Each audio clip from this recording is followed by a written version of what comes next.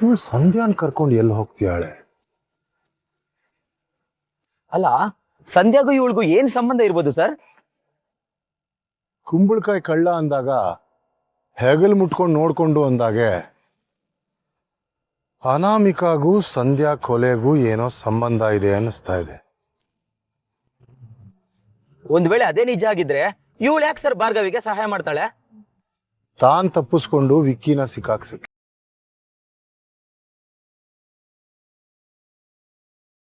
ಇಲ್ಲ ಇಲ್ಲ, ಇದನ್ನೇ ನಿಜ ಅನ್ನಕ್ ಹೇಳಕ್ಕಾಗಲ್ಲ. ಆದ್ರೆ ನಮ್ಮತ್ರ ಈಗಿರೋ ಸಾಕ್ಷಿ ಪ್ರಕಾರ ಈ ಸಾಧ್ಯತೆನೇ ಜಾಸ್ತಿ ಇದೆ. ಇದ್ರಲ್ಲಿ ಏನೋ ಮರ್ಮ ಇದೆ. ಇದನ್ನ ಜೋಪಾನವಾಗಿಟ್ಕೋ. ಸದ್ಯಕ್ಕೆ ನಮ್ಮ ಹತ್ರ ಇರೋ ಟ್ರಂಪ್ ಕಾರ್ಡ್ ಇದೆ.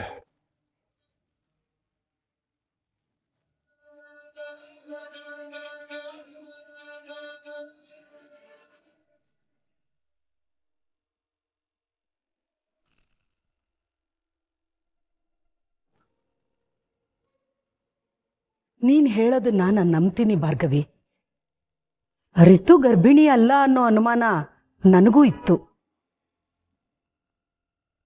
ಆದ್ರೆ ಇವ್ರಿಗೆಲ್ಲ ಅದನ್ನ ಅರ್ಥ ಮಾಡಿಸೋದು ಅಷ್ಟು ಸುಲಭ ಅಲ್ಲ.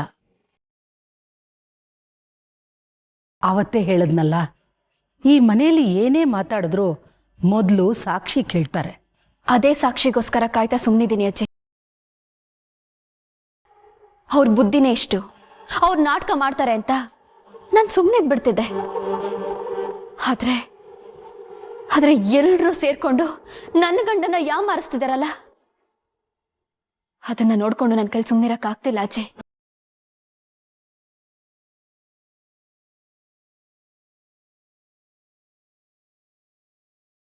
ಅರ್ಜುನ್ ಹೇಗಿದ್ರು ಅಂತ ನಿಮ್ಗೆ ಗೊತ್ತಲ್ವಾ ಅಜ್ಜಿ? ಅವ್ರನ್ನ ನೋಡ್ತಾ ಇದ್ರೆ ನನ್ನನ್ನೇ ನಾನು ನೋಡ್ಕೊಳ್ತಾ ಇದ್ದೀನೇನೋ ಅನ್ಸುತ್ತೆ. ಸಂಧ್ಯಾಗೋಸ್ಕರ ಸ್ವಂತ ಅಪ್ಪನೇ ಎದ್ದು ಹಾಕೊಂಡು ನನಗೆ ಸಪೋರ್ಟ್ ಮಾಡಿದವರು ಅವರು. ಅಂಥವ್ರನ್ನ ನಂಬಿಸಿ ಯಾಮಾರಿಸಿ ಬಲಹೀನ ಮಾಡ್ತಾ ಇದ್ದಾರೆ. ನಮ್ಮ ರಿತುನೂ ಹೀಗಿರ್ಲಿಲ್ಲ ಭಾರ್ಗವಿ. ಸಹವಾಸ ದೋಷದಿಂದ ಆ ವಿಕ್ಕಿನ ಪ್ರೀತಿಸಿ ಹೀಗಾಗಿದ್ದಾಳೆ ಅಷ್ಟೇ. ಛೆ, ನನಗೆ ರಿತು ಮೇಲೆ ಯಾವ ಕೋಪನೂ ಇಲ್ಲ ಅಜ್ಜಿ. ನಿಜ ಹೇಳಬೇಕು ಅಂದ್ರೆ ನನ್ಗೆಲ್ರಿಗಿಂತ ಜಾಸ್ತಿ ಅವಳ ಮೇಲೆ ಕಾಳಜಿ ಹೆಚ್ಚು. ಮನೇಲಿ ಎಲ್ರೂ ರಿತುಗ್ ಮದುವೆ ಆಗಿ ಮನೇಲಿದ್ದಾಳೆ ಅನ್ನೋದಷ್ಟೇ ಯೋಚನೆ ಮಾಡ್ತಾ ಇದ್ದಾರೆ.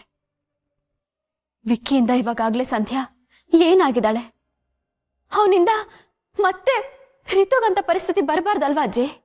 ನಿಜ ಭಾರ್ಗವಿ, ನಿನ್ನ ಮಾತು ಈ ಮನೆಯವ್ರಿಗೂ ಆದಷ್ಟು ಬೇಗ ಅರ್ಥ ಆಗ್ಲಿ. ರಿತು ಜೀವನನ ಹಾಳು ಮಾಡೋ ಉದ್ದೇಶ ನನ್ಗಿಲ್ಲ. ಹಾಗೆ ತಪ್ಪು ಮಾಡಿರೋ ಆ ವಿಕ್ಕಿನ ಬಿಡೋಕ್ಕೂ ಆಗಲ್ಲ.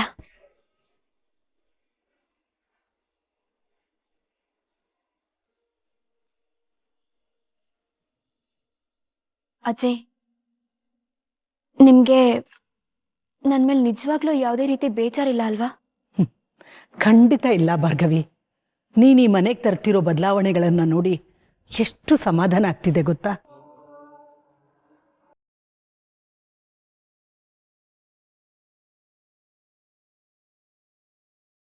ಭಾರ್ಗವಿ, ನಿನ್ನ ನೋಡ್ತಿದ್ರೆ ನಿನ್ನಲ್ಲಿ ನನ್ನನ್ನು ನಾನೇ ನೋಡ್ತಾ ಇದ್ದೀನಿ ಅನ್ನಿಸ್ತಿದೆ. ಲಾಯರ್ ಆಗಿ ನಾನು ಹೇಗಿರಬೇಕು ಅನ್ಕೊಂಡಿದ್ನೋ ಹಾಗೆ ನೀನು ಜೀವಿಸ್ತಿದೀಯ. ನೀನು ಕೋರ್ಟಿಗೆ ಹೋಗ್ತಿರೋದು ದುಷ್ಟ ಸಂಹಾರಕ್ಕೆ. ಆ ಕುರುಕ್ಷೇತ್ರ ಯುದ್ಧಕ್ಕೆ ನಾನೇ ಹೋಗ್ತಿದ್ದೀನೇನೋ ಅನ್ನಿಸ್ತಿದೆ.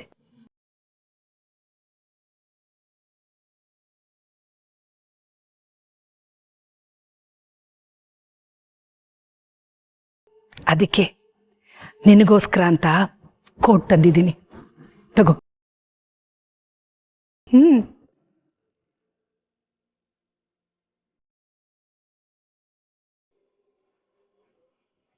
ಇದು ನನ್ನ ಲಾಯರ್ ಕೋಟು. ಇದನ್ನ ನೀನು ಹಾಕ್ಕೊಂಡ್ರೆ ನಂಗೆ ತುಂಬ ಖುಷಿಯಾಗುತ್ತೆ.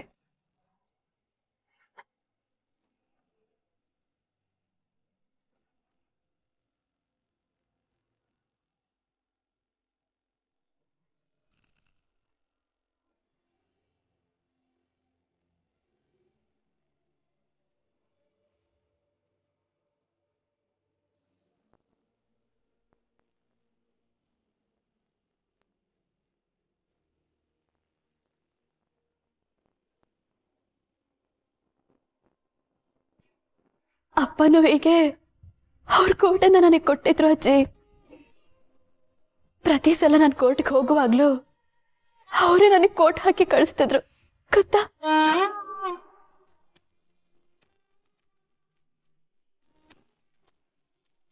ಅವ್ರದೇ ನೆನಪಲ್ಲಿದ್ದ ನನಗೆ ಅವ್ರ ಕೊರತೆನೆ ನೀವು ನೀಗಿಸ್ಬಿಟ್ರೆ. ಥ್ಯಾಂಕ್ ಯು ಅಜ್ಜಿ, ಥ್ಯಾಂಕ್ ಯು ಸೋ ಮಚ್.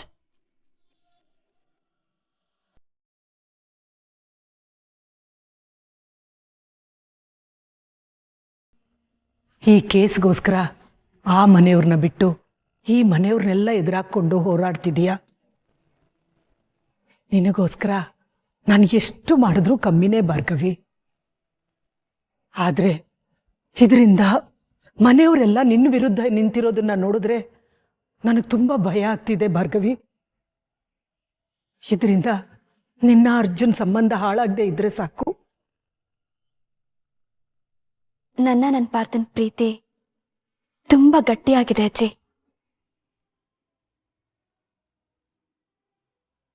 ಮಳೆ ಬಿದ್ದು ಭೂಮಿ ತಂಪಾಗು ಮುಂಚೆ ಮೋಡ ಇರಲ್ವಾ, ಹಾಗೆ ಇದನು. ಇಂಥ ಬೇಜಾರು ಮುನ್ಸು ಬರೋದು ಸಹಜ. ಮುಂದೆ ಒಂದಿನ ನಾನು ತಪ್ಪು ಮಾಡಿಲ್ಲ ಅಂತ ಅರ್ಜುನ್ಗೆ ಅರ್ಥ ಆಗುತ್ತೆ ಅನ್ನೋ ನಂಬಿಕೆ ನನಗಿದೆ.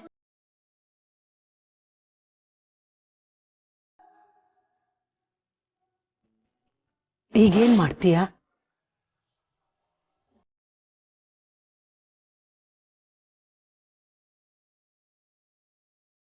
ಮೊದಲಿಗೆ ತಪ್ಪು ಮಾಡಿರೋ ವಿಕ್ಕಿಗೆ ಶಿಕ್ಷೆ ಕೊಡಿಸ್ತೀನಿ. ಇನ್ ಮಿಕ್ಕಿದೆಲ್ಲ ಆಮೇಲೆ.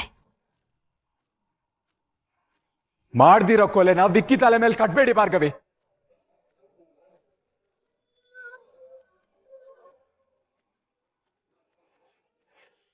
ನಾನು ಯಾರನ್ನು ಫ್ರೇಮ್ ಮಾಡ್ತಾ ಇಲ್ಲ. ವಿಕ್ಕಿನೇ ಕೊಲೆ ಮಾಡಿರೋದು ಅನ್ನೋದಕ್ಕೆ ನನ್ನ ಹತ್ರ ಸಾಕ್ಷಿಗಳಿದಾವೆ.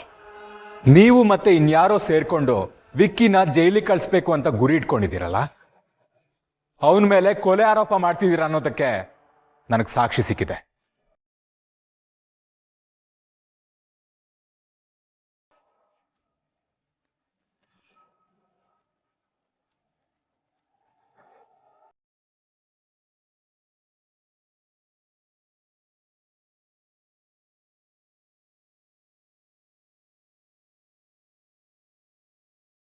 ನಾನು ಯಾವ ಆಪಾದನೆನೂ ಮಾಡ್ತಾ ಇಲ್ಲ. ವಿಕ್ಕಿ ಮಾಡಿರೋ ತಪ್ಪು ಸಾಬೀತಾಗುತ್ತೆ. ಆಗ ಸಂಧ್ಯಾ ಹಾಗೆ ಮೋಸ ಆಗಿರೋ ಅದೆಷ್ಟೋ ಜನಕ್ಕೆ ಸತ್ಯ ಹೇಳೋಕೆ ಧೈರ್ಯ ಬರುತ್ತೆ. ಏಯ್, ಏನ್ ಹೇಳ್ತಿದ್ಯಾ? ನನ್ ತಮ್ಮಂಗೆ ಹುಡ್ಗಿರ್ನ ಚುಡಾಯಿಸೋದು ಒಂದೇ ಕೆಲಸ ಅನ್ಕೊಂಡಿದ್ಯಾ? ಇಡೀ ಊರಿಗೆ ಗೊತ್ತಿರೋ ವಿಷಯನ ನಾನು ಬಾಯಿ ಬಿಟ್ಟು ಬೇರೆ ಹೇಳ್ಬೇಕಾ? ಅದೆಷ್ಟು ಹುಡುಗಿರ್ ಜೀವನನ ಹಾಳು ಮಾಡಿದನೋ ಏನೋ, ಅದೆಲ್ಲ ಹೊರಗೆ ಬರುತ್ತೆ. Stop it Bhargavi. ಅವನು ನನ್ನ ತಂಗಿ ಗಂಡ. ನಿಮ್ಮ ಹತ್ರ ಅದೇನ್ ಸಾಕ್ಷಿ ಇದೆಯೋ ತೋರಿಸಿ. ನೀವು ಹೇಳ್ತಿರೋದು ನಿಜನಾ ಸುಳ್ಳ ಅಂತ ನಾನು ಚೆಕ್ ಮಾಡ್ಬೇಕು. ತೋರಿಸಿ ಸಾಕ್ಷಿನ. ಸಾರಿ ಅರ್ಜುನ್, ಒಬ್ಬ ಲಾಯರ್ ಆಗಿ ಸಾಕ್ಷಿಗಳನ್ನ ಮೊದಲೇ ತೋರಿಸೋದಕ್ಕಾಗಲ್ಲ. ನಾನು ನೇರವಾಗಿ ಕೋರ್ಟಲ್ಲೇ ತೋರಿಸ್ತೀನಿ.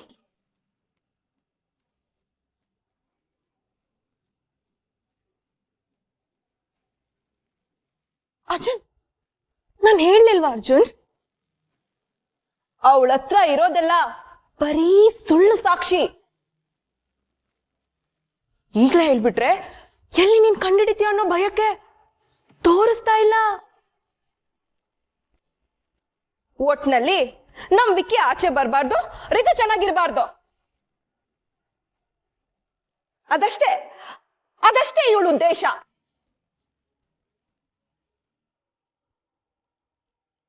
ಏಯ್, ಗಂಡ ಹೆಂಡತಿ ಮಾತಾಡ್ತಾ ಇದೀವಿ, ಸುಮ್ನೆ ನಮ್ಮಿಬ್ರು ಮಧ್ಯೆ ಬರ್ಬೇಡ ವಂದನಾ.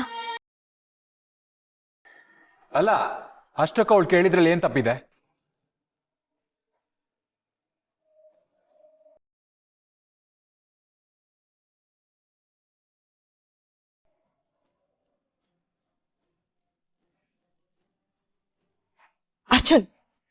ವಿಕ್ಕಿ ನನ್ ತಮ್ಮ, ರಿತು ನಿನ್ ತಂಗಿ. ಆದ್ರೆ ಇವಳಿಗೂ ಅವ್ರಿಗೂ ಯಾವುದೇ ಸಂಬಂಧ ಇಲ್ವಲ್ಲ. ಅದಕ್ಕೆ ಹೀಗೆ ಕರುಣೆ ಇಲ್ದೆ ಮಾತಾಡ್ತಾ ಇದ್ದಾಳೆ. ಏಯ್ ಸಾಕ್ ನಿಲ್ಸೆ. ನಾನು ಒಬ್ಬ ಲಾಯರ್ ಆಗಿ ಮಾತಾಡ್ತಿದ್ದೀನಿ. ವಿಕ್ಕಿ ಅವತ್ತು ಫಾರ್ಮ್ ಹೌಸ್ ಅಲ್ಲೇ ಇದ್ದ ಅನ್ನೋದಕ್ಕೆ ಪ್ರೂಫ್ ಇದೆಯಲ್ಲ, ಇನ್ನೇನ್ರಿ ಬೇಕು? ಯಾರೋ ಕೊಲೆ ಮಾಡಿ ವಿಕ್ಕಿ ಮೇಲೆ ಅಪವಾದ ಬರೋ ಹಾಗೆ ಮಾಡ್ತಿರ್ಬೋದಲ್ಲ. ನೀವು ಸಂಧ್ಯಾಗ್ ನ್ಯಾಯ ಕೊಡಿಸ್ಬೇಡಿ ಅಂತ ನಾನು ಹೇಳ್ತಾ ಇಲ್ಲ. ನಿಜವಾಗ್ಲೂ ತಪ್ಪು ಮಾಡಿ ಕೊಲೆ ಮಾಡಿರೋರ್ಗೆ ಶಿಕ್ಷೆ ಕೊಡ್ಸಿ. ನಿರಪರಾಧಿ ವಿಕ್ಕಿಗಲ್ಲ ಅಂತಿದ್ದೀನಿ. ವಿಕ್ಕಿ ನಿರಪರಾಧಿ ಅಂತ ಇನ್ನೂ ಸಾಬೀತಾಗಿಲ್ವಲ್ಲ ಅರ್ಜುನ್. ಇಬ್ರು ಕಾದ್ ನೋಡೋಣ, ಆವಾಗ ಇಬ್ರಿಗೂ ಅರ್ಥ ಆಗತ್ತೆ. ನೋಡಿದ್ಯಾ ಅರ್ಜುನ್, ಒಟ್ನಲ್ಲಿ ಇವಳಿಗೆ ವಿಕ್ಕಿ ಮೇಲಿರೋ ದ್ವೇಷ ಮಾತ್ರ ಕಮ್ಮಿ ಆಗಲ್ಲ ಅಲ್ವಾ? ವಿಕ್ಕಿ ಇವಳಪ್ಪನಿಗೆ ಹೊಡೆದಿರೋದನ್ನ, ಅವಮಾನ ಮಾಡಿರೋದನ್ನ ನೆನ್ಪಿಟ್ಕೊಂಡು ಈ ತರ ಮಾಡ್ತಿದ್ದಾಳೆ ಅನ್ಸುತ್ತೆ. ಅದೇ ಸಿಡ್ಗೆ ರಿತು ಹೊಟ್ಟೆಲಿರೋ ಮಗುನು ಕೊಂದಿದ್ದಾಳೆ.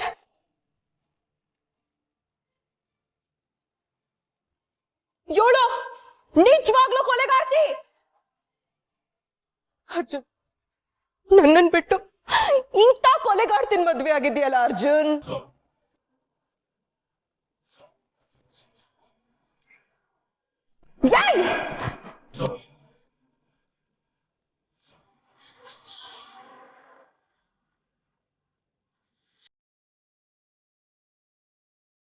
ಏನ್ ಮಾಡ್ತಿದ್ದೀರಾ ಭಾರ್ಗವಿ?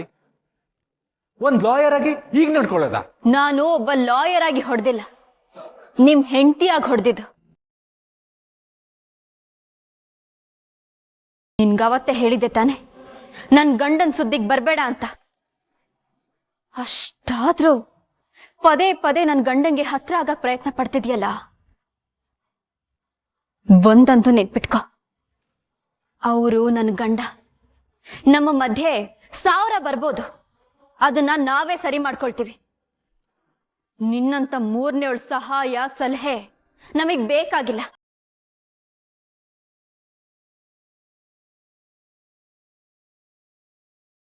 ಇದೇ ರೀತಿ ರಿತು ಅವಳ ಗಂಡನ ಜೊತೆ ಚೆನ್ನಾಗಿರ್ಬೇಕು ಅಂತ ಅನ್ಕೊಳ್ಳೋದು ತಪ್ಪಲ್ಲ ಅಲ್ವಾ? ಅವಳ ಮನ್ಸು ನಿಮಗೆ ಯಾಕೆ ಅರ್ಥ ಆಗಲ್ಲ?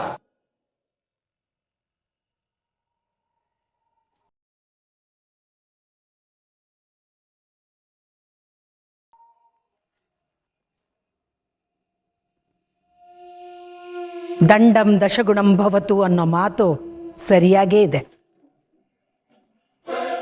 ಇನ್ನೂ 2 ಕೊಟ್ಟರು ತಪ್ಪಿಲ್ಲ ಭಾರ್ಗವಿ.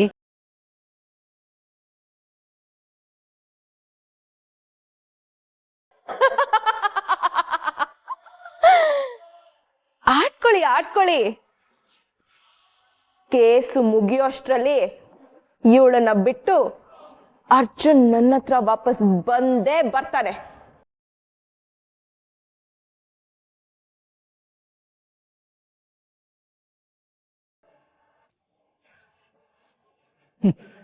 ಅವಳ ಮಾತಿಗೆಲ್ಲ ನೀನು ತಲೆ ಕೆಡಿಸ್ಕೋಬೇಡ. ಹಾಗೆ ನಿನ್ನ ಗಂಡ ಹೇಳಿದ ಮಾತಿಗೂ ತಲೆ ಕೆಡಿಸ್ಕೋಬೇಡ. ನಾಳೆ ಕೋರ್ಟಲ್ಲಿ ನಿಜಾಂಶ ಹೊರಗೆ ಬರುತ್ತಲ್ಲ, ಆಗ ಅವ್ರಿಗೆಲ್ಲ ಅರ್ಥ ಆಗುತ್ತೆ.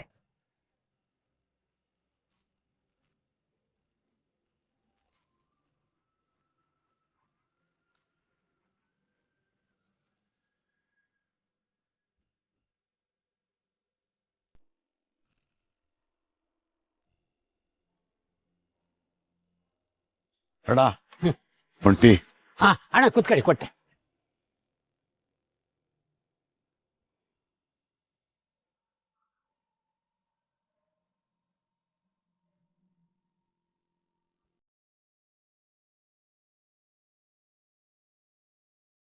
JP ಸಾರು ಕೋರ್ಟಿಗೆ ಬರೋದೇ ಒಂದು ದೊಡ್ಡ ವಿಚಾರ ಆಯಿತು.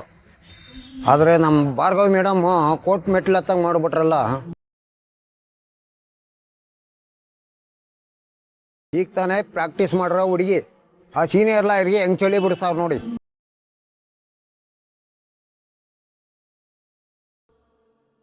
ಅಣ್ಣ ತಗೊಳ್ಳಿ.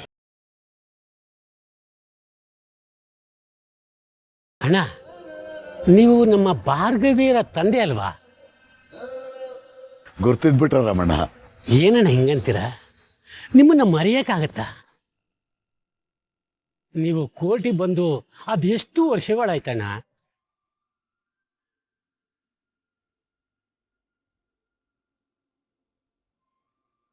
ಸುಮ್ಮನೆ ಬಿಲ್ಡಪ್ ಕೊಡ್ಕೊಂಡು ಮಾತಾಡ್ತಾರೆ. ಮೊನ್ನೆ JP ಸರ್ ಅವಳನ್ನ ಕೋರ್ಟಿಂದ ಓಡಿಸಿರ್ಲಿಲ್ವಾ ಆಚೆ?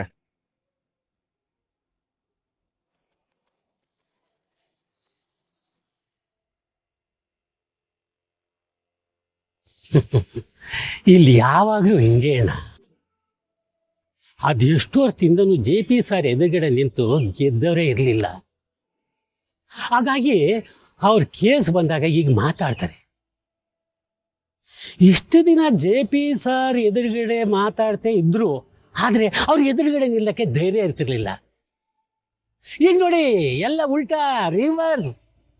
ನಿಧಾನವಾಗಿ ನಮ್ಮ ಭಾರ್ಗವಿ ಕಡೆನೂ ಜನ ಬರ್ತಾ ಇದ್ದಾರೆ ಸರ್.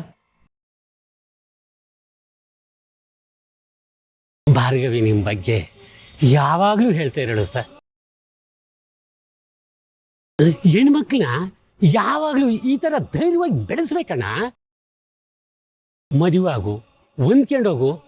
ಹೆಣ್ಮಕ್ಳು ಭಾಳ ಇಷ್ಟು. ಬೇರೆ ಉಸಾಬಾರಿ ಬೇಡ ಅನ್ನೋ ತಂದೆ ತಾಯಿ ಮಧ್ಯೆ ನಿನ್ನ ಗುರಿನ ನೀನು ಬಿಡಬೇಡ. ಹೋರಾಡು, ಸಾಮಾಜಿಕ ಸಹಾಯ ಮಾಡೋ ಅನ್ನೋರು ತುಂಬ ಅಪರೂಪ ಕಣಣ. ಒಂದು ಅರ್ಥದಲ್ಲಿ ನಮ್ಮ ಭಾರ್ಗವಿ ಇಷ್ಟೊಂದು ಧೈರ್ಯ ತಗೊಂಡು ಹೋರಾಡಕ್ಕೆ ನೀವೇ ಕಾರಣ ಕಣಣ. ನೋಡ್ತೇರಿ ಅಣ್ಣ, ಇವತ್ತು ನಮ್ಮ ಭಾರ್ಗವಿ ಕೇಸ್ನ ಗೆದ್ದೇ ಗೆಲ್ತಾಳೆ. ಅದೆಷ್ಟೋ ಹೆಣ್ಮಕ್ಳಿಗೆ ನಮ್ಮ ಭಾರ್ಗವಿ ಸ್ಫೂರ್ತಿ ಆಗ್ತಾಳಣ್ಣ. ಅವಳು ಯಾರು ಹೇಳಿ? ರವೀಂದ್ರ ಭಟ್ಕಳ್ ಮಗಳು.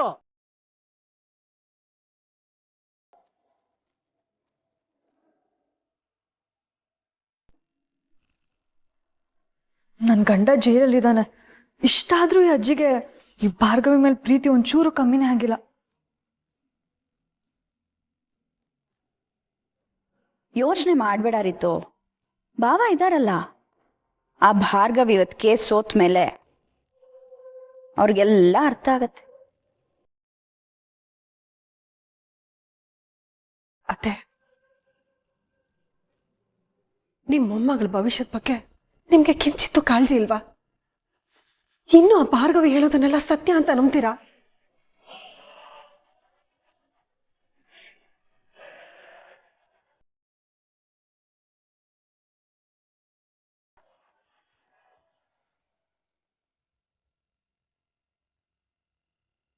ರುದ್ರ, ಅವ್ರವ್ರ ಅನುಭವಕ್ಕೆ ಬಂದಾಗಲೇ ಸತ್ಯ ದರ್ಶನ ಆಗೋದು.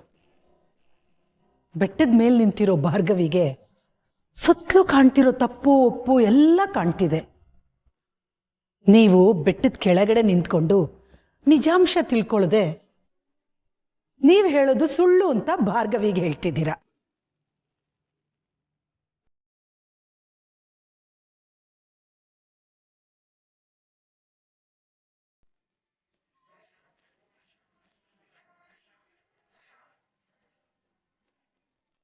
ಆಲ್ ದಿ ಬೆಸ್ಟ್ ಮಾವ, ಇವತ್ತು ನೀವೇ ಗೆಲ್ತೀರಾ.